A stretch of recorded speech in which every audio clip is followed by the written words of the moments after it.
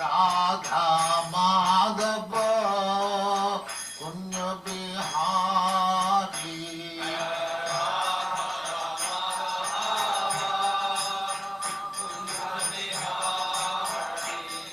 जय राधा माधव कुंज बिहारी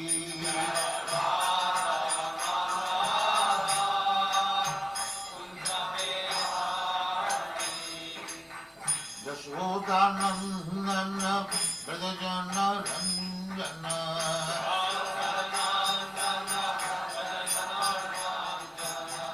यशोदानंदन ब्रजजन रंजन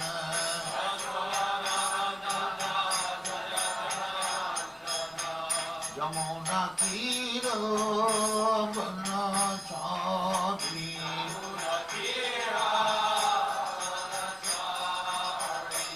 यमुना तीर बनचारी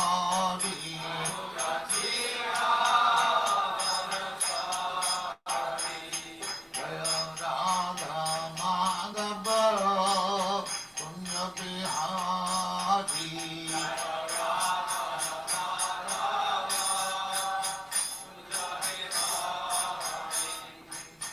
गोपीजन वल्लभ गिरिवरधारी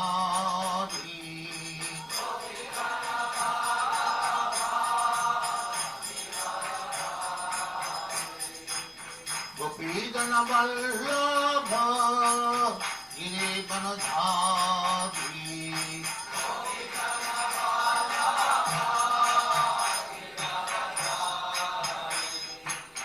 यशोदानंदन ब्रजजन रंजन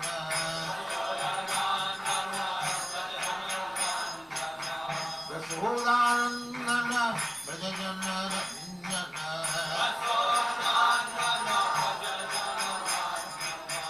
यमुना तीर बनचारी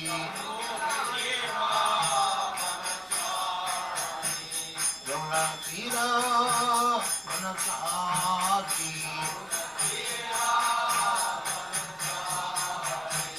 जय राधा माधव कुंज बिहारी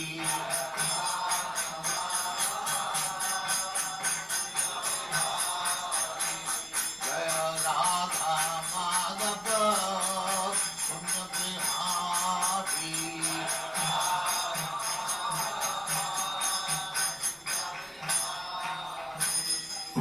जय मंश परिभ्राजकाचार्य जय अनंत कोटि वैष्णव की जय रामाचार्य श्री हरिदास ठाकुर की जय प्रेम से कहो श्री कृष्ण चैतन्य श्री राधा कृष्ण को गोपनाथ श्याम कुंड राधा कुंड गिरिवर्धन की जय वृंदावन धाम की जय नवदीप धाम की जय गंगा माई की जय जमुना माई की जय द्वारका धाम की जय स्वामी भक्तवृंद की जय all glories to the all glories to the thank you very much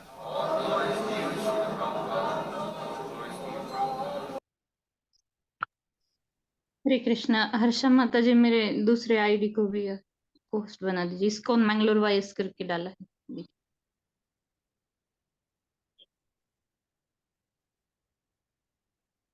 जी धन्यवाद। ओम नमो भगवते वासुदेवाय। ओम नमो भगवते ओम नमो भगवते वासुदेवाय। ओम नमो भगवते वासुदेवाय।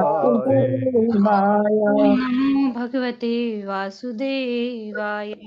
ओम नमो भगवते वासुदेवाय। नारायणं नमस्कृत्य नारायणं नरं चैव नरोत्तमं नरं चैव नरोत्तमं देवीं सरस्वतीं व्यासं देवीं सरस्वतीं व्यासं जयमुदीरयेत्। मुदीरयेत्।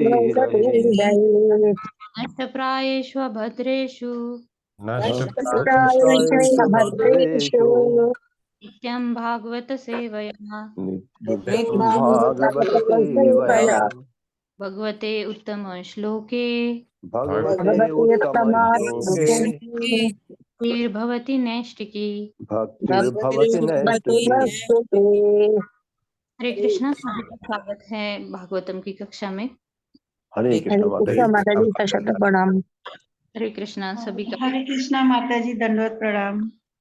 सभी को दंडवत कृष्णा। हरे कृष्णा माता जी, हरे कृष्णा दंडवत प्रणाम सभी को। हरे कृष्णा। हरे कृष्णा। हरे कृष्णा।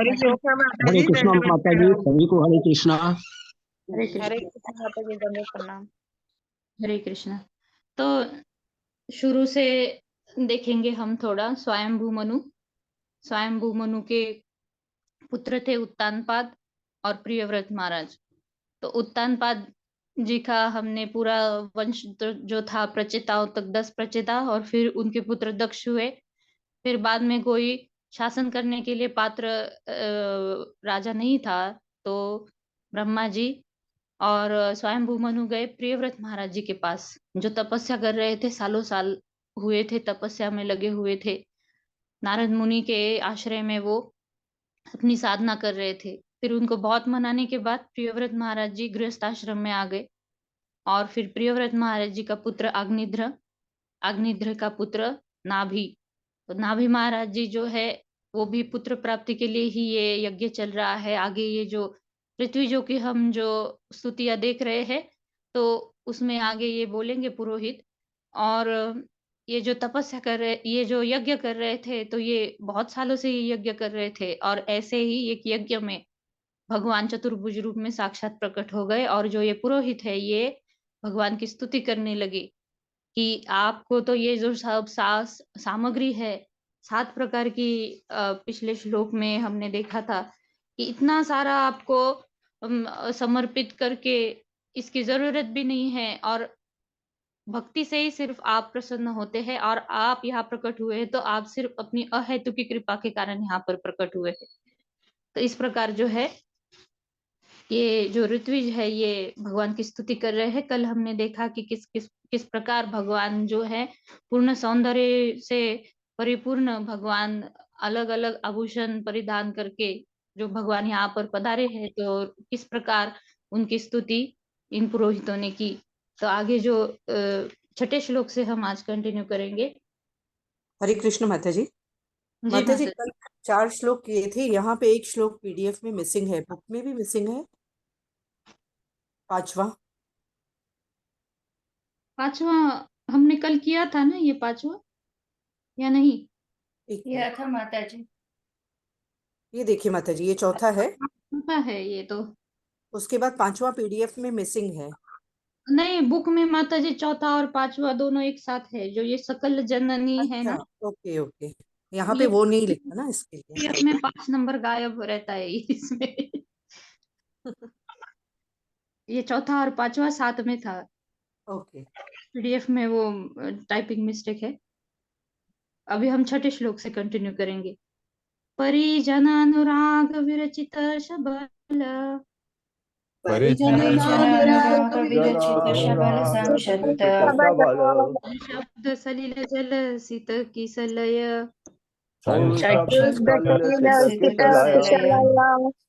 तुलसी का दुर्वांकुरः अपि संभृतया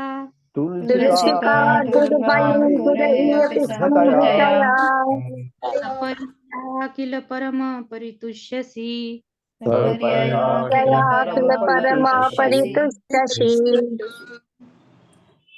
अर्थात परिजन आपके सेवकों द्वारा अनुराग अत्यंत आह्लाद से विरचित की गई शबल गदगद वाणी से संशब्द स्तुति से सलील जल सित किसलय नव कोपलों से युक्त वृंत यानी पल्लव तुलसी दल दुर्वा अंकुरे हैं नई उगी हुई धूप से अपि भी समृतया किया गया सपर्यया पूजा द्वारा किल निसंदेह परम है परमेश्वर परितुष्यसि संतुष्ट हो जाते हैं। साथ में पढ़ते हैं, हे परमेश्वर आप सभी प्रकार से पूर्ण हैं। हे परमेश्वर आप सभी प्रकार से पूर्ण हैं। जब आपके भक्त गदगद वाणी से जब जब आपके आपके भक्त भक्त गदगद वाणी से आपकी स्तुति करते हैं आपकी आप स्तुति स्तुति करते हैं करते हैं तथा आह्लादवश तुलसी दल तथा तथा आह्लादवश तुलसी तुलसी दल दल जल जल लव पल्लव तथा दूध के अंकुर चढ़ाते हैं तथा तथा दूध के दूध अंकुर के चढ़ाते हैं। अंकुर चढ़ाते हैं तो आप निश्चय ही परम संतुष्ट होते हैं। तो आप निश्चय ही परम संतुष्ट परम होते हैं। संतुष्ट होते हैं यहाँ पर जो है ऋत्विज बोल रहे हैं कि जो बाकी सारी विधि है ये सब कितना भी बड़ा आयोजन क्यों ना कर ले, लेकिन उसमें भक्ति नहीं है तो ये सारे व्यर्थ है। लेकिन कोई अगर भक्ति भाव से केवल आपको तुलसी दल, जल, पल्लव और दुर्वा घास रहती है, धूप के अंकुर जो यज्ञ विधि में जो एक साधन यज्ञ विधि के लिए है, तो ऐसा अगर कोई भक्ति भाव से भी चढ़ाता है तो आप जो है परम संतुष्ट हो जाते हैं। तात्पर्य माता जी। हरे कृष्ण। शील प्रभुपाद की जय। शील प्रभुपाद द्वारा तात्पर्य: भगवान को प्रसन्न करने के लिए न तो प्रचुर धन की आवश्यकता है, न शिष्यों या न शिक्षा या ऐश्वर्य की। यदि कोई प्रेम तथा आदर पूर्वक उनमें पूर्णतया मग्न रहे तो केवल कुछ पुष्प तथा जल चढ़ाने की आवश्यकता पड़ती है, जैसा कि भगवद गीता 9.26 में कहा गया है। पत्रम पुष्पम फलम तोयम यो मे भक्ति प्रयच्छते। यदि कोई प्रेम तथा भक्तिवश मुझको पत्ती, फूल, फल या जल अर्पित करता है तो मैं उसे स्वीकार करता हूँ। भगवान को केवल भक्ति से प्रसन्न किया जा सकता है, इसलिए यहाँ यह कहा गया है कि ईश्वर केवल अनुराग अर्थात भक्ति से प्रसन्न होते हैं। हरिभक्ति विलास ने गौतमीय तंत्र के का निम्नलिखित उदाहरण आया है। तुलसी दल मात्रेण जलस्य चुलुकेन वा विक्रणितेः स्वतः स्वम आत्मा भक्तेभ्यो भक्तिवत्सलः। श्री कृष्ण केवल तुलसी दल तथा अंजलि भर जल चढ़ाने वाले भक्त के हाथों बिक जाते हैं, क्योंकि वे अपने भक्तों के प्रति परम वत्सल है। भगवान की अपने भक्तों पर अहेतुकी कृपा रहती है, अतः निर्धन से निर्धन व्यक्ति भी भक्तिवश थोड़ा सा जल तथा एक पुष्प भी उन पर चढ़ाता है तो उससे वे प्रसन्न हो जाते हैं। अपने भक्तों के प्रति उनकी वत्सलता के कारण ही ऐसा होता है। हरे कृष्ण माता जी। हरे कृष्ण सभी। श्री कृष्ण। धन्यवाद माता जी। तो ये जो भक्त वत्सल परमेश्वर भगवान है, ये भक्त वत्सल, ये अनंत कोटि ब्रह्मांड नायक है। इनको कोई किसी भी चीज की जरूरत नहीं है। ये आत्माराम आत्मतुष्ट है। तो फिर भी ये भक्त वत्सलता के कारण, अपने भक्तों पर कृपा करने के कारण, ये जो भक्ति भाव से जब कोई उनको अर्पित करता है कोई भी चीज, तो भगवान प्रसन्न हो जाते हैं, संतुष्ट हो जाते हैं। जैसे भगवत गीता का श्लोक आया, पत्रम पुष्पम फलम तोयम यो मे भक्त्या प्रयच्छति। इसमें पत्रम पुष्पम फलम तोयम, इसमें अनेक वचन भी नहीं है, इसमें एक वचन में बोला गया है। एक पत्र, एक फूल, एक पुष्प, एक थोड़ा सा जल भी कोई अगर चढ़ा दे, लेकिन कैसे, यो मैं भक्त्या प्रयच्छति, भक्ति के साथ अगर कोई चढ़ा दे तो भगवान प्रसन्न हो जाते हैं। जैसे तुलसी दल के बिना, तुलसी पत्र के बिना तो भगवान भोग भी नहीं स्वीकार करते। तो एक तुलसी का पत्ता कितना, जब तुलादान हो रहा था, ये कथा सभी को ज्ञात है कि जब भगवान का तुलादान होने जा रहा था तो किस प्रकार जब रुक्मिणी माता ने जब एक तुलसी का पत्र रखा तो भगवान का जो दूसरा जो पलड़ा था तो वो नीचे चला गया। तब तक जो जाम्बवती थी और सभी द्वारका का जो सभी सोना था वो सब वहां पर रखा गया, फिर भी वो पलड़ा नीचे नहीं जा रहा था, लेकिन एक तुलसी पत्र मात्र से वो नीचे चला गया। और ऐसे ही जैसे अद्वैत आचार्य, इन्होंने जब शालिग्राम के ऊपर तुलसी पत्ते और तुलसी दल से जब उन्होंने चढ़ाए और फिर बहुत ही भक्ति भाव से उन्होंने भगवान को पुकारा तो चैतन्य महाप्रभु साक्षात प्रकट हो गए। जैसे भगवान, भक्ति से भगवान बिक जाते हैं। बहुत सुंदर श्लोक आया है यहाँ पर, तुलसी दल मात्रेण जलस्य चुलुकेन वा विक्रीणीते स्वमात्मानं भक्तेभ्यो भक्तवत्सलः। विक्रीणीते स्वमात्मानं, बिक जाते हैं भगवान किसके हाथ? ऐसे भक्तों के हाथ। भक्तवत्सल है भगवान, इनका गुण ही है ये। और ऐसे भक्तों के हाथ में वो बिक जाते हैं तुलसी दल मात्रे न, जो सिर्फ तुलसी दल और चुलुक और जो अंजुलि भर जब जल चढ़ाते हैं भक्ति भाव से, तो ऐसे भक्तों के लिए भी भक्तों के हाथ भगवान बिक जाते हैं। तो ऐसे बहुत सारी कथाएं हमने भी सुनी है। एक फल वाली की कथा हमने देखी है कि किस प्रकार ये फल वाली जो है भगवान के लिए जंगल से गुजरते हुए फल लेकर आई। और भगवान भी तब छोटे थे, बाल लीला चल रही थी, और कैसे दौड़ते दौड़ते हाथ में मुट्ठी भर अनाज लेकर आए, थोड़ा गिरते गिरते गिरते गिरते इतना से ही बचा। और जब ये फल वाली ने फल दिए, तो वो जो अनाज था, वो अनाज भगवान ने उनके वो अ, उसमें डाल दिया। और जब वो चलने लगी तो वो टोकरी उनकी इतनी हैवी हो गई कि वो फिर आगे जाकर देखी कि ये तो इसमें पूरा रत्न माणिक मोती से ये भरा हुआ है। तो आचार्य बोलते हैं कि वो जो आई थी फल वाली, तो उसने क्या किया, उसने वो फल वहां जो जंगल में चली गई, और वो रत्न और माणिक मोती से जो भरा हुआ था वो सब वहां पर फेंक दिया। और फिर से वो भक्त थी तो उसको क्या भाव था कि शायद मैं जो लेकर गई वो फल लाला के लिए कम पड़ गए, तो फिर से वो जंगल में जाकर फिर से फल तोड़ने लगी। तो इस प्रकार जो है भक्तों का भाव रहता है। और एक बार चैतन्य महाप्रभु संकीर्तन में चल रहे थे, पीछे बहुत बड़ी टोली थी उनकी संकीर्तन करने के लिए। थोड़ा आगे चलते चलते वो थोड़ा आगे निकल गए, और वहां पर एक छाछ बेचने के लिए एक आदमी बैठा था। तो महाप्रभु संन्यास धारण किए थे तब, तो उनको छाछ पीने की बहुत इच्छा हो गई। तो महाप्रभु सन्यासी है, विरक्त है सारी भौतिक इच्छाओं से, फिर भी भक्त वत्सल है भगवान। तो ये लीला चल रही है उनकी, और छाछ पीने की इच्छा हो गई उनकी। छाछ तो पी लिए वो, और एक गिलास, दो गिलास, बहुत सारी छाछ पी लिए। और जब वो आदमी ने जब पैसे मांगे कि पैसे उसके बदले में पैसे धन दे दो, तो महाप्रभु बोले मैं तो सन्यासी हूँ, तो मेरे पास तो सन्यासी के पास अगर कुछ धन रखा जाता है तो वो पाप है, सन्यास आश्रम के विरुद्ध है। महाप्रभु पहले से ही सन्यास आश्रम के जो नियम थे उसके बहुत सख्त नियम पालन करते थे। तो महाप्रभु बोले कि मेरे पास तो पैसे नहीं है, मेरे पीछे जो आ रहे हैं भक्त उनसे मांग लो। तो वो निकल जाते हैं आगे, और फिर पीछे से जो टोली आती है, तो वो आदमी जो है वो टोली को पैसे मांगता है। तो वो जो लोग हैं वो भी बोलते हैं कि हम तो सन्यासी के पीछे निकल लिए संकीर्तन करने के लिए, हमें तो कुछ खाने पीने और खरीदने की तो कुछ इच्छा है नहीं, तो हम भी, हमारे पास भी पैसे नहीं है। तो जो है वो आदमी बोला ठीक है, मैंने ये छाछ जो है ये मैंने दान कर लिया ऐसे समझ लो, और आगे चले गए। तो जो उसका जो छाछ का रखा हुआ जो बर्तन था, वो इतना इतना जड़ हो गया कि वो फिर उसने देखा कि वो पूरा वो सोने की सिक्कों से और मोतियों से वो भरा हुआ था।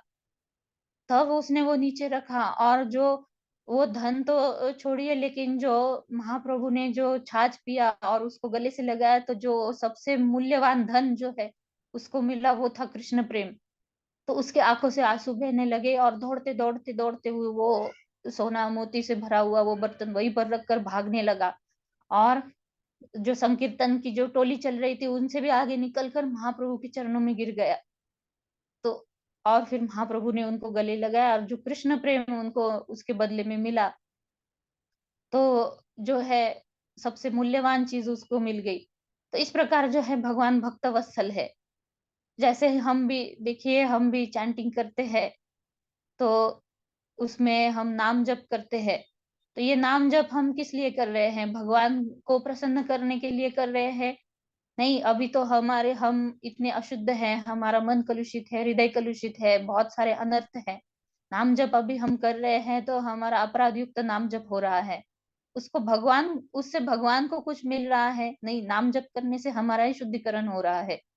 आगे की जो स्तर है वो स्तर पर जाने के बाद भक्त जो है, नाम और नामी के बीच का अंतर समाप्त हो जाता है। लेकिन हम नाम जप करते हैं तो हमारा शुद्धिकरण होता है धीरे धीरे, और फिर भगवान से हमारा संबंध बनने लगता है। इस प्रकार जो है भगवान भक्त वत्सल है। और पत्रम पुष्पम फलम तोयम, कोई भक्ति से कोई भगवान को चढ़ाता है। जैसे गंगा जल, गंगा में हम स्नान करने जाते हैं, शुद्धिकरण करने जाते हैं, तो गंगा का जल गंगा जी को ही समर्पित करते हैं। गंगा जी का इसमें ना कुछ कम होता है ना कुछ ज्यादा और आगे उसमें बढ़ता है। तो इसी प्रकार जो है हम अगर भगवान को कुछ हम समर्पित अर्पित करते हैं तो भगवान को इसकी जरूरत नहीं है, लेकिन उसके बदले में जो उच्चिष्ट हमें मिलता है भगवान का, उससे हमारा ही शुद्धिकरण होता है। जैसे हम भोग लगाते हैं तो भगवान तो भगवान के पास तो हजारों लक्ष्मियां हैं, और राधा रानी जी जो है वो स्वयं हाथों से अपने 56 भोग लगाती है। भगवान को जरूरत नहीं है भगवान को हमारे कुछ मटर पनीर बनाया और चलो आज इच्छा हो गई, चलो और कोई रसमलाई बना ले, रसगुल्ला बना ले, भगवान को हमें खाना है तो उससे हम आज बहुत रसगुल्ला खाने का मन है तो चलो भगवान को भी चढ़ा देंगे और हम भी ग्रहण कर लेंगे। नहीं, भगवान को जरूरत नहीं है, लेकिन कोई भक्त वत्सलता के कारण भगवान उसको ग्रहण करते हैं। और कोई भक्ति भाव से सोचता है कि नहीं, आज मैं भगवान को ये जो है पदार्थ ये भगवान को बहुत अच्छे लगते हैं, तो आज मैं ये बनाऊंगा और वही प्रसाद ग्रहण करूंगा। तब ये आगे का स्तर पर जब कोई जाते हैं तो ये जो है आदान प्रदान चलने लगता है भगवान और भक्तों के बीच। शुरू के स्टेज में ठीक है, हम जो भी कुछ बना रहे हैं हम भगवान को भोग लगाकर हम प्रसाद रूप में ही ग्रहण करना चाहिए। तो इस प्रकार जो है सिर्फ तुलसी दल मात्र से और अंजलि भर जल चढ़ाने वाले भक्तों के हाथों भगवान बिक जाते हैं। ये श्लोक बहुत सुंदर है, ये जरूर याद रखिए। तुलसी दल मात्रेण जलस्य चुलुकेन वा विक्रीणिते स्वम आत्मानं भक्तेभ्यो भक्तवत्सलः। तो इस प्रकार जो है ये ऋत्विज भगवान की स्तुति गा रहे हैं। आगे बढ़ेंगे। अथानयापि न भवत अथानयापि न भवत विजयारुभार भरया विजयोरुभार भरया अनुचितम् अर्थम यह उपलभामहे। समुचितम् अर्थमिह महे शब्दार्थ अथ अन्यथा, अनया यह, अपि भी न नहीं, भवतः आपका, इज्जया यज्ञ द्वारा, उरुभार भरया तमाम सामग्री के भार से बोझिल, समुचितम वांछित आवश्यक, अर्थम उपयोग, यह यहाँ उपलभामहे हम देखते हैं। साथ में पढ़ते हैं। हमने आपकी पूजा में हमने आपकी पूजा में आपको अनेक वस्तुएं अर्पित की हैं अनेक को वस्तुएं अनेक अर्पित वस्तुएं की अर्पित की है और आपके लिए अनेक यज्ञ किए हैं, और और अनेक आपके यज्ञ लिए किए अनेक हैं। यज्ञ किए हैं किंतु हम सोचते हैं कि किंतु हम सोचते हैं कि आपको प्रसन्न करने के लिए आप प्रसन्न प्रसन्न करने के लिए करने के लिए इतने सारे आयोजनों की कोई आवश्यकता नहीं है। इतने सारे सारे आयोजनों की कोई आयोजनों की कोई आवश्यकता नहीं है। आवश्यकता नहीं है। हरे कृष्ण। पूनम चौहान माता जी। हरे कृष्ण माता जी, दंडवत प्रणाम। तात्पर्य श्रील प्रभुपाद जी के द्वारा श्रील प्रभुपाद जी की जय। श्रील रूप गोस्वामी का कहना है कि यदि बिना भूख के किसी के सामने ढेर सारा भोजन रख दिया जाए तो उसका कोई महत्व नहीं होता। बड़े बड़े याज्ञिक अनुष्ठानों में भगवान को तुष्ट करने के लिए अनेक वस्तुएं एकत्र की जाती हैं, किंतु यदि ईश्वर के प्रति लगाव या प्रेम नहीं है तो यह सारा आयोजन निरर्थक है। ईश्वर स्वयं में पूर्ण है और उनको हमसे कुछ भी नहीं चाहिए, किंतु यदि हम उन्हें थोड़ा जल, एक फूल तथा एक तुलसी दल भेंट कर दें तो वे इन्हें स्वीकार कर लेंगे। भगवान को प्रसन्न करने का एकमात्र साधन भक्ति है। बड़े बड़े यज्ञों के आयोजनों की कोई आवश्यकता नहीं होती। पुरोहितों को यह सोचकर विषाद हो रहा था कि वे भक्ति के पथ पर नहीं है और ईश्वर उनके यज्ञ से प्रसन्न नहीं है। हरे कृष्ण माता जी। हरे कृष्ण। धन्यवाद माता जी। तो इस प्रकार जो है पुरोहितों को लग रहा था कि इतना बड़ा यज्ञ और इतना बड़ा ये आयोजन किया गया है, इसकी तो जरूरत थी नहीं, फिर भी भगवान भक्तवत्सल है और भगवान यहाँ पर प्रकट हो गए। तो रूप गोस्वामी जी बहुत सुंदर बताते हैं कि किसी को भूख नहीं है, पेट भरा हुआ है और उसके सामने ढेर सारा भोजन रख दिया जाए, खा लिया है हमने पेट भर भोजन और कोई आगे रख देते हैं कि छोला भटूरा खा लिया बहुत पेट भर के और फिर से कोई एक बाउल लेकर आ गया तो कितना खाएंगे? हम लोग बोलेंगे कि अरे अभी तो खाना हो गया, अभी ये कहाँ से तुम लेकर आए? तो इस प्रकार जो है यदि बिना भूख के किसी के सामने ढेर सारा भोजन रख दिया जाए तो उसका कोई महत्व नहीं होता। तो इस प्रकार जो है बड़े बड़े याज्ञिक अनुष्ठान जो भगवान को तुष्ट करने के लिए रचाए गए जाते हैं और उसमें भक्ति ही नहीं है, भक्ति भाव नहीं है, तो वो किस उपयोग, उसका कोई उपयोग नहीं है। लेकिन अगर भक्ति से कोई कोई तुलसी दल भी चढ़ाता है तो भी भगवान प्रसन्न हो जाते हैं। तुलसी दल क्यों ये बार बार आ रहा है, तुलसी दल? क्योंकि हम जैसे पीछे भी हमने डिस्कस किया था कि हम डायरेक्टली हम भगवान को अप्रोच नहीं कर सकते, इतनी पात्रता हमें नहीं है, और भगवान शुद्ध अति शुद्ध है, हमारी इंद्रिया दूषित है, हम भौतिक बद्ध शरीर में, हम 3 गुणों से युक्त इस शरीर में हम बंधे हुए हैं, और भगवान विशुद्ध सत्व में रहते हैं हमेशा। तो हम जो है हम डायरेक्टली भगवान को अप्रोच नहीं कर सकते। तो ऐसे जो भक्त है भगवान के, उनके चरण में हम आश्रय लेकर ही हम भगवान तक पहुंच सकते हैं। शुद्धिकरण होते होते हम भगवान तक पहुंच सकते हैं। तो तुलसी माता जो है वो भगवान की बहुत बड़ी भक्त है। भगवान के धाम का नाम ही वृंदावन है, वृंदा से ही भगवान के धाम का नाम है वृंदावन। तो वृंदावन में अगर हमारे गौड़ीय जो परंपरा है, हम वृंदावन में जो भगवान श्याम सुंदर रूप में है, तो ऐसे राधा और कृष्ण की सेवा करने की जो लक्ष्य है हमारा गौड़ीय संप्रदाय में, तो ऐसे भगवान के वृंदावन में अगर प्रवेश करना है तो हमें तुलसी माता की शरण लेनी बहुत जरूरी है। इसीलिए जो मॉर्निंग प्रोग्राम है हमारा, प्रभुपाद जी ने दिया है, तो उसमें सुबह शाम हम तुलसी मैया की आरती करते हैं। राधा कृष्ण सेवा पायो यही अभिलाषी, तुलसी कृष्ण प्रेयसी नमो नमः। तो भगवान को जो प्रिया है, कृष्ण प्रिया, ऐसे तुलसी मैया की शरण लेकर ही हम जो है वृंदावन में प्रवेश कर सकते हैं। भगवान की जो अंतरंग लीलाएं है या फिर राधा कृष्ण की जो सेवा है, उस सेवा में हम भाग लेने के लिए हमें ऐसे भक्तों की शरण लेनी बहुत जरूरी है। और तुलसी मैया की शरण में जो हमारे आचार्य है सेवा दे रहे हैं, तो हम उनकी सेवा में हम लगकर हम आगे बढ़ सकते हैं। तो दासानुदास इस प्रकार जो है ये तुलसी मैया जो है, तुलसी दल कोई भेंट कर दे तो भगवान, भक्ति से कोई भेंट कर दे तो भी भगवान इसे स्वीकार करते हैं। आत्मनः एव अनुसवनम् आत्मानः एवं सवनम् आत्मनेवानुसवनम् अंजसा अव्यतिरेकेण अंजसाय व्यतिरेकेण बोधूयमान अशेष पूयमान यतीशा पुरुषार्थ स्वरूपस्य पुरुषार्थस्वरूपस्य किन्तु नाथ आशीष किन्तु नाथाशीष आशासानानाम् आशासानाम् अभिसंराधन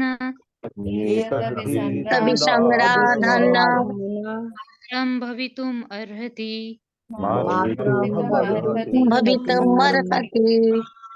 शब्दार्थ आत्मनः अपने आप, एवं निश्चय ही, अनुसवनम प्रत्यक्षण, अंजसा प्रत्यक्ष, अव्यतिरेकेण बिना व्यवधान के, बोभूयमान वर्धमान, अशेष असीम, पुरुष अर्थ जीवन लक्ष्य, स्वरूपस्य आपका वास्तविक रूप, किंतु लेकिन, नाथ हे ईश्वर, आशीष भौतिक सुख हेतु आशीर्वाद, आशासानाम हम सबका जिन्हें सदैव कामना रहती है, एतत् यह अभिसंराधन आपका अनुग्रह प्राप्त करने के लिए मात्रम केवल भवितुम अर्हति हो सकता है। आप में प्रतिक्षण प्रतीक्षतया आप में प्रतिक्षण आपने प्रतीक्षया प्रत्यक्षतया प्रतीक्षया स्वयमेव निरंतर एवं निरंतर एवं असीमितः जीवन के समस्त लक्ष्यों असीमित जीवन के समस्त लक्ष्यों एवं ऐश्वर्यों की वृद्धि हो रही है। एवं ऐश्वर्यों की वृद्धि हो रही हो रही है। दरअसल आप स्वयं ही असीम सुख दरअसल आप आप स्वयं असीम सुख तथा आनंद से युक्त है। तथा आनंद से युक्त है। हे ईश्वर, हे ईश्वर, हम तो सदा ही भौतिक सुखों के फेर में रहते हैं। हम तो हम तो सदा ही भौतिक सुखों के फेर में रहते हैं। आपको इन समस्त याज्ञिक आयोजनों की आवश्यकता नहीं है। आपको इन समस्त याज्ञिक आयोजनों की आवश्यकता नहीं है। ये तो हमारे लिए है, ये तो हमारे लिए है, जिससे हम आपका आशीर्वाद पा सके। जिससे हम आपका जिससे हम आशीर्वाद आपका आशीर्वाद पा सके। ये सारे यज्ञ ये सारे यज्ञ यज्ञ हमने अपने कर्म फल के लिए हमारे हम हमारे अपने कर्म हमारे फल अपने के कर्म फल लिए के लिए किए जाते हैं। किए जाते हैं, किए जाते हैं। और वास्तव में और वास्तव वास्तव में आपको इनकी कोई आवश्यकता ही नहीं है। आपको इनकी कोई आवश्यकता ही नहीं है। आवश्यकता ही नहीं है। तो यहाँ पर जो है ऋत्विज बोल रहे हैं कि हम तो सदा ही भौतिक सुखों के फेर में रहते हैं। भौतिक सुख प्राप्त करने के लिए क्या क्या नहीं यज्ञ अनुष्ठान हम आयोजन करते हैं, लेकिन जो है यज्ञ है कि ये यज्ञ है, इनकी जरूरत, ये अनुष्ठान, इनकी जरूरत भगवान को नहीं है। भगवान स्वयं में पूर्ण है, सारे ऐश्वर्य जो है भगवान के पास है। भगवान शब्द में ही हमने देखे थे षड ऐश्वर्य पूर्ण भगवान है, और ये ऐश्वर्य ऐसा नहीं कि इसमें लगातार ये बढ़ता ही जा रहा है, बढ़ता ही जा रहा है। भगवान का सौंदर्य भी बढ़ता ही जाता है, आगे आएगा इसके बारे में। और जो है आप असीम सुख तथा आनंद से युक्त है। ईश्वर परम कृष्ण सच्चिदानंद। तो भगवान जो है पहले से ही पूर्ण है। ओम पूर्णमदः पूर्णमिदम, जैसे ये भी श्लोक आता है। भगवान अपने आप में पूर्ण है, और भगवान जो है परम पुरुष है, और भगवान सच्चिद आनंदमय रूप है। आनंद जो भी हमें प्राप्त होता है ये भगवान से ही आता है। तो इसलिए यहाँ पर ऋत्विज बोल रहे हैं। तात्पर्य माता जी। हरे कृष्णा रश्मि माता जी। हरे कृष्णा रश्मि माता जी। हरे कृष्णा माता जी। शील प्रपात की जय। शील प्रपात द्वारा तात्पर्य, आत्मनिर्भर संपूर्ण होने के कारण परमेश्वर को बड़े बड़े यज्ञों की आवश्यकता नहीं है। जो अपने स्वार्थ के लिए भौतिक ऐश्वर्य की कामना करते हैं उनके लिए सकाम कर्म की आवश्यकता है। यज्ञार्थार्थ कर्मणो यत्र लोकोयम कर्म बंधना। यदि हम परमेश्वर को प्रसन्न करने के लिए कर्म नहीं करते तो हम माया के कार्यों में लग जाते हैं, और हम किसी विशाल मंदिर का निर्माण करके हजारों डॉलर व्यय कर सकते हैं, किंतु ईश्वर को ऐसे मंदिर की आवश्यकता नहीं है। ईश्वर के पास अपने निवास के लिए ऐसे लाखों मंदिर हैं, उन्हें हमारे प्रयास की कोई आवश्यकता नहीं है। उन्हें ऐश्वर्य के कार्य कदापि नहीं चाहिए।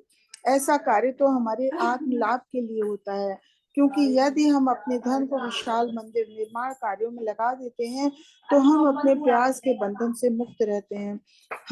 ये हमारे कल्याण के लिए है।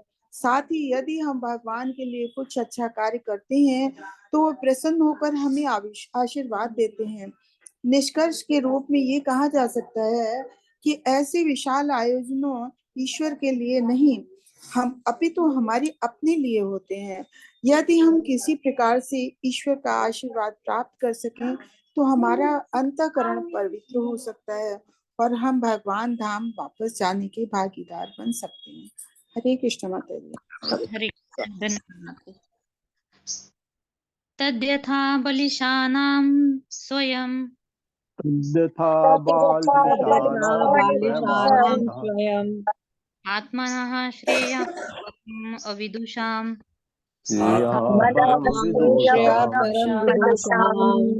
परम परम पुरुष प्रकर करुणया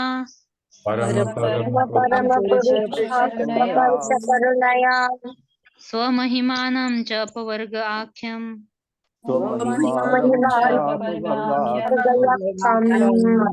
उपकल्पयिष्यन् स्वयं न पचितः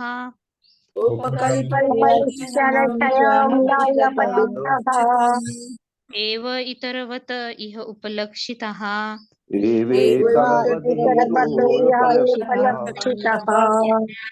शब्दार्थ तत्वः यथा जिस प्रकार बालिशाना मूर्खों का स्वयं स्वयं आत्मनः अपना श्रेयः कल्याण परम परम अविदुषाम अज्ञानियों का परम परम पुरुष। हे ईश्वरों के भी ईशाधीश, प्रकर्ष करुणया प्रभुत अहेतुक करुणावश स्वमहिमानम अपनी व्यक्तिगत महिमा च तथा अपवर्ग आख्यम, अपवर्ग यानी मुक्ति कहलाने वाली उपकल्पहीशन देने की इच्छा से स्वयं स्वयं न अपचिताः, समुचित रीति से पूजा न होने से, एव यद्यपि इतरवत सामान्य पुरुष की भांति यह यहाँ उपलक्षितः आप है और हमारे द्वारा देखे जा रहे हैं। साथ में पढ़ते हैं, हे ईशाधीश, हे ईशाधीश, हम धर्म अर्थ काम तथा मोक्ष से धर्म अर्थ काम तथा मोक्ष के पूर्णतया अनजान है, पूर्णतया अनजान है, क्योंकि हमें जीवन का लक्ष्य का ठीक से पता क्योंकि नहीं, हमें जीवन का लक्ष्य का ठीक से पता नहीं है। आप यहाँ हमारे समक्ष हमारे समक्ष साक्षात इस प्रकार प्रकट हुए हैं, इस प्रकार प्रकट हुए हैं, जिस प्रकार जिस प्रकार कोई व्यक्ति व्यक्ति जानबूझकर अपनी पूजा कराने के लिए आया हो, जानबूझकर अपनी पूजा कराने के लिए आया हो, किंतु ऐसा नहीं है। किंतु ऐसा नहीं है। आप तो इसलिए प्रकट हुए हैं आप इसलिए प्रकट हुए हैं जिससे हम आपके दर्शन कर सके। जिससे हम आपके दर्शन कर सके। आप अपनी अगाध तथा अहेतुक करुणावश क्योंकि करुणावश हमारा उद्देश्य पूरा करने, हमारा उद्देश्य पूरा करने, हमारा हित करने हित करने तथा अपवर्ग का लाभ प्रदान करने हेतु प्रकट हुए हैं। तथा अपवर्ग का लाभ प्रदान करने हेतु प्रकट हुए हैं। हम अपनी अज्ञानता के कारण हम अपनी अज्ञानता के कारण आपकी ठीक से उपासना भी नहीं कर सकते हैं, आपकी ठीक से उपासना भी नहीं कर पा रहे हैं, तो भी आप पधारे हैं। तो भी आप पधारे हैं। यहाँ पर ऋत्विज बोल रहे हैं कि ऐसा लग सकता है कि जिस प्रकार कोई व्यक्ति जो है जानबूझकर आ जाता है, तो ऐसे कोई बोल सकता है कि आप जानबूझकर प्रकट हुए हैं अपनी पूजा कराने के लिए, लेकिन वो बोल रहे हैं कि ऐसा नहीं है, आप इसलिए प्रकट हुए हैं कि आप हमें दर्शन देना चाहते हैं, तो ये आपकी अहेतुकी कृपा है।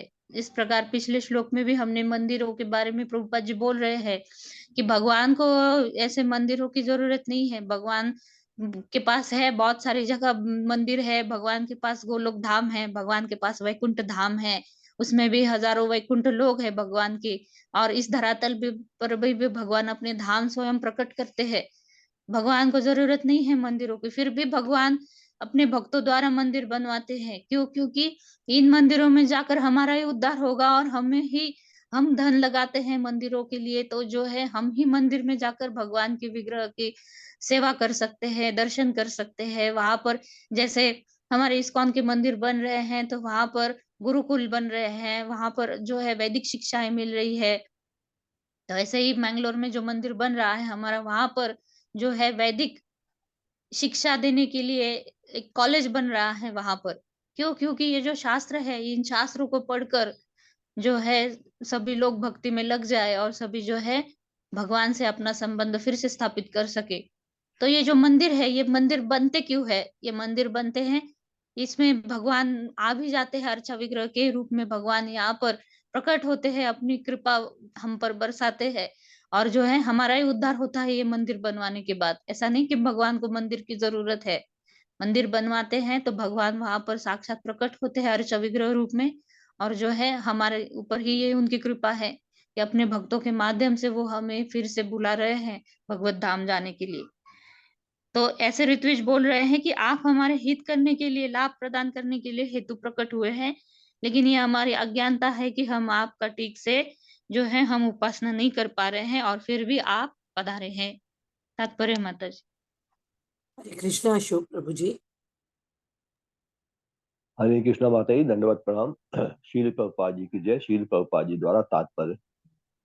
आवाज तो ठीक आ रही है माता जी, कम तो नहीं आ रही है? नहीं, बराबर है प्रभु जी। भगवान विष्णु स्वयं यज्ञ स्थल पर उपस्थित हुए, किंतु इसका अर्थ ये नहीं है कि उनका कोई निजी स्वार्थ था। इसी प्रकार मंदिर में अर्चा विग्रह रहता है, मात्र अपनी अहेतुकी करुणा से भगवान उपस्थित होते हैं, जिससे हम उनका दर्शन पा सके। हम दिव्य दृष्टि न होने के कारण ईश्वर के सतचित आनंद विग्रह को नहीं देख सकते। हमें पत्थर तथा लकड़ी के समान स्थूल पदार्थ दिखाई पड़ते हैं, इसीलिए वे मंदिरों में पत्थर तथा लकड़ी का रूप धारण करके हमारी सेवा स्वीकारते हैं। ये ईश्वर की अहेतुकी कृपा का प्रदर्शन है। यद्यपि उनकी ऐसी वस्तुओं के प्रति कोई रुचि नहीं है, किंतु हमारी प्रेमा भक्ति प्राप्त करने के लिए वे ऐसा करते हैं। वास्तव में हम भगवान की पूजा के लिए उपयुक्त सामग्रियों की भेंट चढ़ा भी नहीं सकते, क्योंकि हमें कोई ज्ञान नहीं है। मात्र अहेतुकी कृपावश ही महाराज नाभिने यज्ञ स्थल से में परमेश्वर प्रकट हुए। और आगे है माता जी? नहीं, इतना ही है प्रभु जी। हरे कृष्ण माता जी, दंडवत प्रणाम। तो भगवान लकड़ी के, पत्थर के, पीतल के अलग अलग अर्चा विग्रह दिखते हैं, तो भगवान क्यों इसमें प्रकट होते हैं? भगवान जो है सच्चिदानंदमय रूप है भगवान।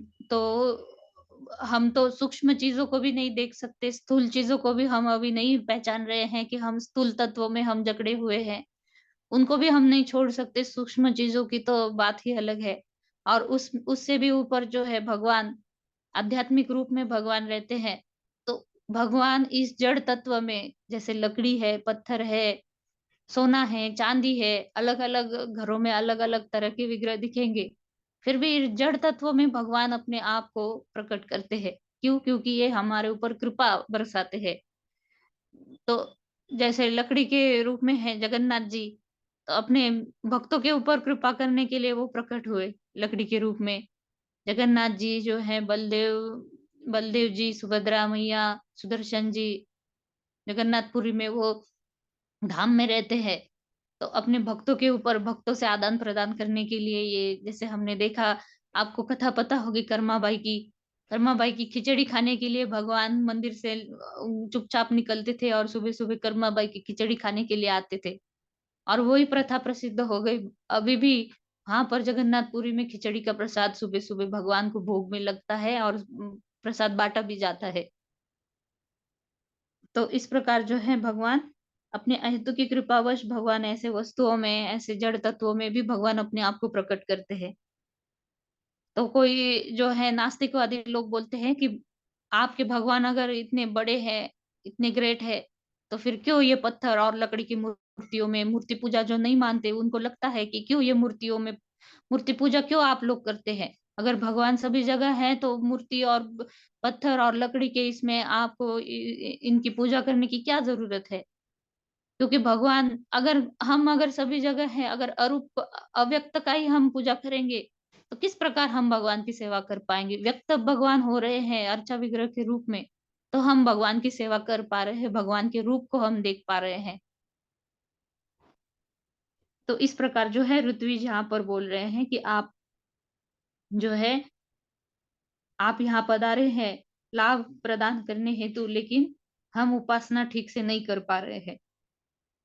अथायमेव वरः अथायमेव वरः हि अर्हततम बर्हि बर्हिषि राजर्षि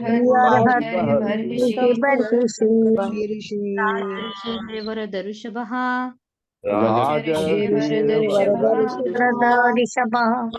निज पुरुष ईक्षण विषयः आसीत्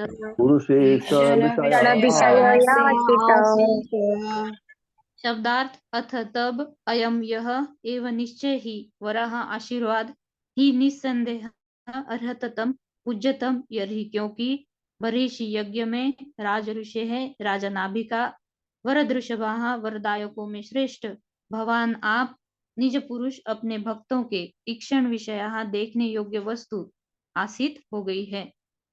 साथ में पढ़ेंगे, हे पूज्यतम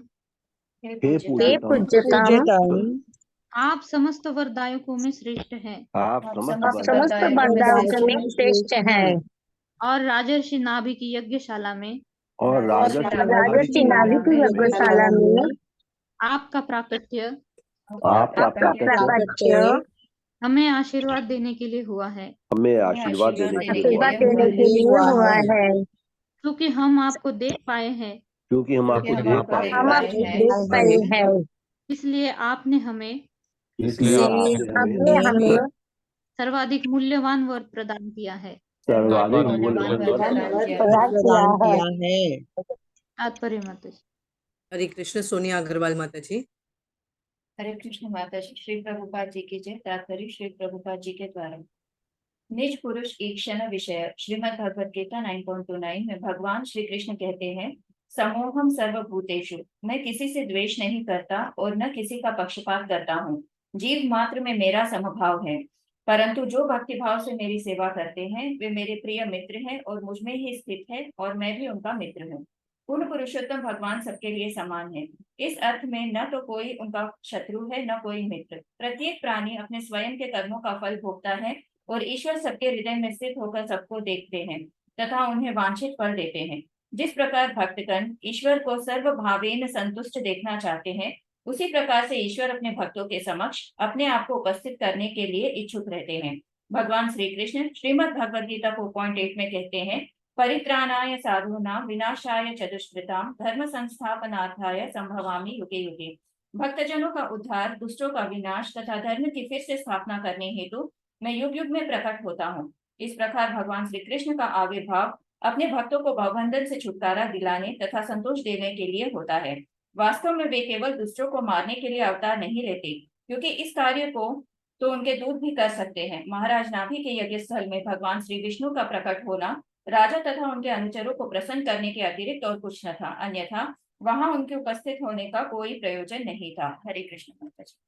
हरे कृष्णा। तो प्रभुपाद जी यहाँ पर बता रहे हैं कि भगवान विष्णु क्यों प्रकट हो गए महाराज नाभि के यज्ञ स्थल में। तो भगवान इस धरातल पर भी भगवान प्रकट होते हैं, तो परित्राणाय साधुनाम विनाशाय च दुष्कृताम, दुष्टजनों का विनाश। तो भगवान अपनी माया जो है भगवान की अध्यक्षता में कार्य करती है। माया को आदेश देंगे तो देखिए ये जो दुर्योधन है, धृतराष्ट्र है, बाकी सारे जो है दुष्कर्मी, तो इनको भगवान अपने जो है माया को अगर आदेश देते, जैसे हार्ट अटैक से लोग मर जाते हैं, भगवान के तो हाथ में सब कुछ है, भगवान कुछ भी कर सकते हैं। लेकिन भगवान जो है, भगवान भक्तवत्सल है, भगवान इस धरातल पर उतरते हैं, अपने भक्तों का भी महिमा मंडित करते हैं भगवान, और जो है भक्तों का उद्धार भी करते हैं। तो इस प्रकार जो है परित्राणाय साधुनाम, ये तो दुय्यम भगवान का ये कारण है प्रकट होने के लिए। विनाशाय च दुष्कृताम, ये दुय्यम है, लेकिन परित्राणाय साधुनाम, अपने भक्तों का उद्धार करने के लिए। दुष्ट जन है उनको मारकर भी भगवान एक तरह से उनका उद्धार ही कर रहे हैं। समोहम सर्वभूतेषु न मे द्वेषो न अस्ति प्रियः, तो कोई भी प्रिय और कोई भी भगवान के लिए भेदभाव नहीं है, भगवान सभी के लिए समभाव है। तो भगवान यहाँ प्रकट होते हैं, भगवान लीला करते हैं इस धरातल पर आकर, इसीलिए लीला करते हैं ताकि इन लीलाओं का हम श्रवण करके, भागवतम में इतनी सारी लीलाएं आती है, इतने सारा भक्तों का चरित्र है, भगवान प्रकट होते हैं और उनके साथ अलग अलग लीलाएं हैं। इस प्रकार कोई पापी व्यक्ति भी जो है पहले तो पुण्य आत्मा है, फिर पाप में गिर जाता है और फिर से जो है भगवान उसके ऊपर कृपा कर देते हैं। जैसे अजामिल की कथा आगे आएगी, जड़ भरत जी का तो आगे इसी में अध्याय आएगा जड़ भरत जी का। तो किस प्रकार जो है भगवान अपने भक्तों का उद्धार करने के लिए भगवान यहाँ पर प्रकट होते हैं, हमें भवबंधन से छुड़ाने के लिए। भगवान तो हमेशा तैयार रहते हैं, एक कदम हम आगे बढ़ाते हैं तो भगवान 10 कदम आगे बढ़ाते हैं, लेकिन वो एक कदम आगे बढ़ाना यह बहुत जरूरी है। असंग निशित ज्ञान, असंग निश्चित ज्ञान, अनल विदुत अशेष मलानाम, नल नलभूत शेषमलानां, भवत स्वभावानाम आत्म आरामाणाम भवत स्वभावानाम् आत्मारामाणाम् नाम अनवरत मुनीनाम अनवरत परिगुणित गुणगण गुणगणा परम मंगल आयन मंगलयायन गुणगण कथनाः असि शब्दार्थ असंग वैराग्य से निश्चित दृढ़ किया है। ज्ञान ज्ञान की अनल अग्नि से विद्युत हटाया गया। अशेष असीम मलानाम जिनकी मलिन वस्तुएं भवत स्वभावानाम जिन्होंने आपके गुण प्राप्त कर लिए हैं। आरामाणाम जो आत्मतुष्ट है। आत्माराम मुनि नाम मुनियों का अनवरत लगातार निरंतर परिगुणित स्मरण करते। गुणगण जिसके सद्गुण समूह परम मंगल परम आनंद आयन उत्पन्न करता है। गुणगण कथनाहा जिसके लक्षणों का जप असी तुम हो। साथ में पढ़ेंगे। हे ईश्वर हे ईश्वर समस्त विचारवान मुनि तथा साधु पुरुष समस्त समस्त विचारवान मुनि तथा विचारवान साधु मुनि पुरुष मुनि तथा साधु पुरुष निरंतर आपके दिव्य गुणों का गान करते रहते हैं। निरंतर निरंतर आपके दिव्य गुणों का गान करते रहते हैं। इन मुनियों ने इन मुनियों ने अपनी ज्ञान अग्नि से अपनी ज्ञान अग्नि से पारमल राशि को पहले ही दग्ध कर दिया है। अपार मल राशि को पहले ही दग्ध कर दिया है और इस संसार से अपने वैराग्यों को सुदृढ़ किया है। और इस संसार से संसार से अपने वैराग्य को सुदृढ़ किया है। इस प्रकार वे आपके गुणों रजिस्टर को में इस प्रकार वे अपने गुणों को गुणों को सुनकर आत्मतुष्ट हैं। ग्रहण कर आत्मतुष्ट है। तो भी जिन्हें आपके गुणों के गान में जिन्हें आपके गुणों के गुणों के गान में परम आनंद आता है परम आनंद आता है उनके लिए भी आपका दर्शन दुर्लभ है। उनके उनके लिए लिए भी भी आपका दर्शन दुर्लभ है। हरे कृष्णा अत्री माता जी। हरे कृष्ण। तात्पर्य श्रील प्रभुपाद के जय। श्रील प्रभुपाद के द्वारा महाराज नाभि के यज्ञ स्थल में समवेत पुरोहितों ने भगवान श्री विष्णु के द्वारा साक्षात दर्शन दिए जाने की भूरी भूरी प्रशंसा की और अपने आपको परम धन्य माना। ईश्वर का दर्शन उन महान संतों के लिए भी दुर्लभ है जिन्होंने भौतिक संसार से वैराग्य ले लिया है और जिनके हृदय ईश्वर की महिमा का निरंतर गान करने के कारण विमल है। ऐसे मनुष्य ईश्वर के दिव्य गुणों का गान करके संतुष्ट रहते हैं। उन्हें ईश्वर के साक्षात प्राकट्य की आवश्यकता नहीं रहती।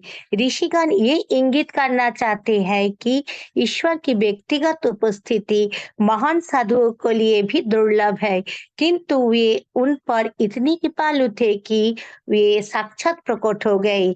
इसीलिए समस्त याजक अत्यधिक कृतकृत हुए। हरे कृष्ण। हरे कृष्णा। तो ये जो है अनएक्सपेक्टेड यानी एक्सपेक्टेशंस नहीं थी कि भगवान प्रकट होंगे। यज्ञ चल रहा था पुत्र प्राप्ति के लिए। आगे आएगा ये ऋत्विज जी बोलेंगे कि ये यज्ञ जो है ये पुत्र प्राप्ति के लिए ये रखवाया गया था और फिर भी भगवान अपेक्षा से परे भगवान प्रकट हो गए। तो इसलिए वो बोल रहे हैं कि कृतकृत्य हो गई ये जो है ऋत्विज कि ब्रह्मा जी और शिव जी के लिए भी ये दर्शन दुर्लभ है, फिर भी हमें ये दुर्लभ दर्शन हमें मिल रहा है। छोटा है, आगे का एक श्लोक करेंगे, अंतिम श्लोक आज के अध्याय का। अथ कथंचित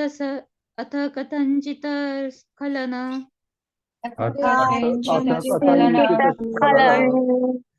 सुतपतन जृंभण दुरवस्थान आदिषु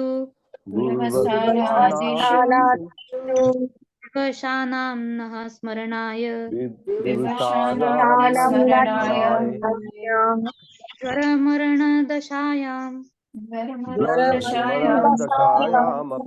अपि सकलकश्मलनिरसनानि तव गुणकृत नामधेयानि वचनगोचराणि भवन्तु।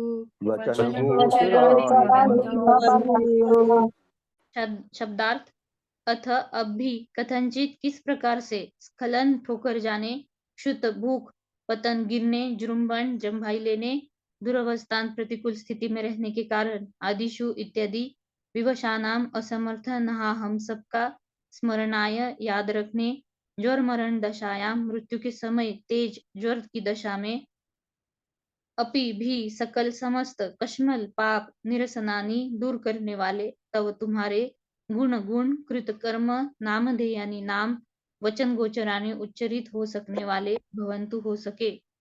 साथ में पढ़ेंगे, हे ईश्वर हे हे ईश्वर, ईश्वर, हे ईश्वर, संभव है संभव है संभव है कि कि हम गम का पानी संभव है कि हम कप का पानी भूखे रहने गिरने जम्बाई भूखे रहने गिरने जमाई लेने या ज्वर के जमाई लेने या या ज्वर ज्वर के के कारण मृत्यु के या समय ज्वर के कारण मृत्यु मृत्यु के के समय मृत्यु के समय शोचनीय रुग्ण अवस्था में रहने के कारण शोचनीय रुग्ण रुग्ण अवस्था में रहने के के कारण कारण आप नाम का स्मरण न कर पाए। आपके नाम का स्मरण नाम न का कर पाए। स्मरण न कर पाए। हे ईश्वर, अतः अतः हे हे ईश्वर, ईश्वर, हम आपकी स्तुति करते हैं। हम आपकी हम स्तुति आपकी करते हैं करते हैं आप भक्तों पर वत्सल रहते हैं। क्योंकि आप क्योंकि भक्तों पर भक्तों बत्सल पर रहते भक्तों हैं। पर बख्शल रहते हैं। आप हमें अपने पवित्र नाम, आप हमें अपने हमें पवित्र अपने नाम, पवित्र नाम, गुण तथा कर्म को गुण तथा कर्म कर्म को को स्मरण कराने में सहायक हो। स्मरण स्मरण कराने में कराने सहायक में हो, सहायक हो, कि पापी जीवन के सभी पाप दूर हो जाए। जिससे हमारे हमारे पापी पापी जीवन जीवन हमारे के सभी पापी पाप जीवन से सभी पाप दूर हो जाएं।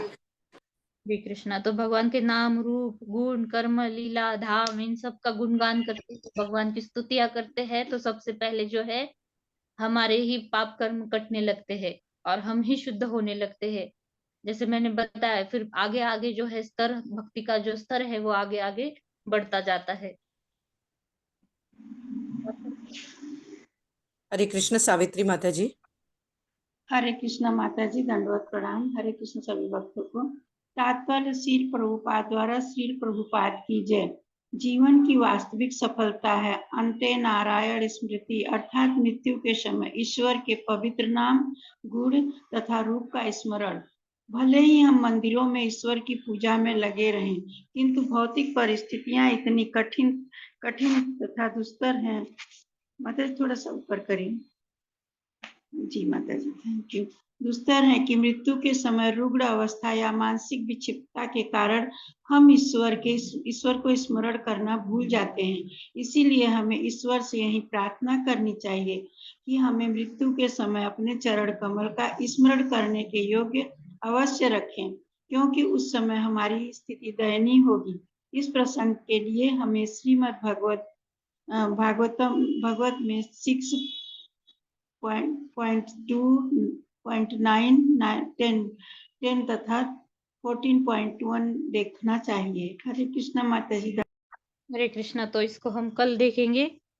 और जो है और एक श्लोक हम देखेंगे, बहुत सुंदर है, कि मुकुंदमाला स्तोत्र से हम एक श्लोक सीखेंगे इसके लिए, कि यहाँ पर जो है, यहाँ पर ऋत्विज बोल रहे हैं कि हम जो है मृत्यु के वक्त जो है ज्वर के कारण, जैसे मृत्यु के समय जो है हमारी शरीर ऐसा हो जाता है कि पता नहीं किस कारण से हमें मृत्यु आएगी। अगर किसी को हार्ट अटैक हुआ, किसी को पैरालाइज हुआ, किसी का जो है किसी का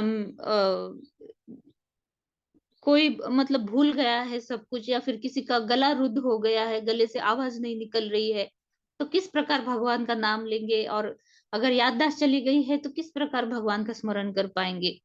तो जो है प्रभुपाद जी तात्पर्य में बहुत सुंदर लिखते हैं कि अंते नारायण स्मृति, तो जो है अंत समय में हमें ईश्वर को स्मरण करना ये बहुत कठिन है, लेकिन जब हम जल्दी से जल्दी अगर भक्ति में लगते हैं और साधना हमारी अच्छी रहती है, तो भगवान खुद हमें स्मरण करा देते हैं।